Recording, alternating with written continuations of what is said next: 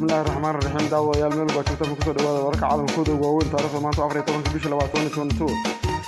وضد وقوين وحكم لأنه إن دعوة يا الملك وحنا دولة تركيا أيام ما أنت حماموس أنا أبي يقول الله عليك دولة الإمارات كيف تجد اسم يسمى وحنا دولة تركيا رجب دايب الأرض كرايا وحشد ويجيب الجارة كسر وهي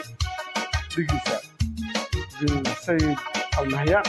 madaxweynaha dowladda Turkiga Recep Erdogan waxa loo gudbiyay qasriga boqortooyada halkaas oo aad ayadana lagu sameeyay xamaamuus aad u weyn diyaaradaha ayaa la kiciyay calanka Turkiga ayaa la sii daayay fardihi ayaa la sii daayay bambi ayaa loo tumay dabadeedna waxa la yeeshay qadadii ka bacdina waxa la siixay heshiis 13 qodob ka kooban 13 qodob waxa siixay laba dhinac oo kala siixay wasiiradooda dawlada qodobadaas waxa ugu weynaa defense minister climate change industry technology, culture, agriculture, trade, economy, land transport, marine use, disaster management, weather, communication. دعوة يا رسالة سعطان بقى.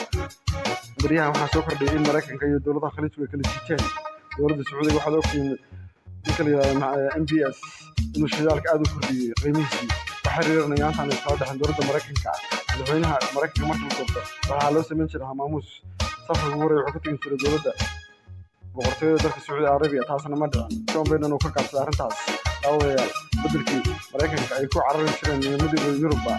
hadda dowladda Khaliijka waxay go'aansadeen dowladaha muslimiinta walaalahooda in ay hubka iyo teknoolojiyada haystaan la wadaagaan dhaqaalana ay siiyaan 10 bilyan ayuu kala saxiixdeen Turkiga iyo Imaaraadka bishii December taasoo ahayd in difaaca kor loo qaado industry area shaqada hubka sameeya دعوة مرات قدوة حقان صدو إن وحاجة دفاع يو تكنولوجيا agriculture trade economic transport marine news weather communication waxyaalo badan ayay maanta kala socdaan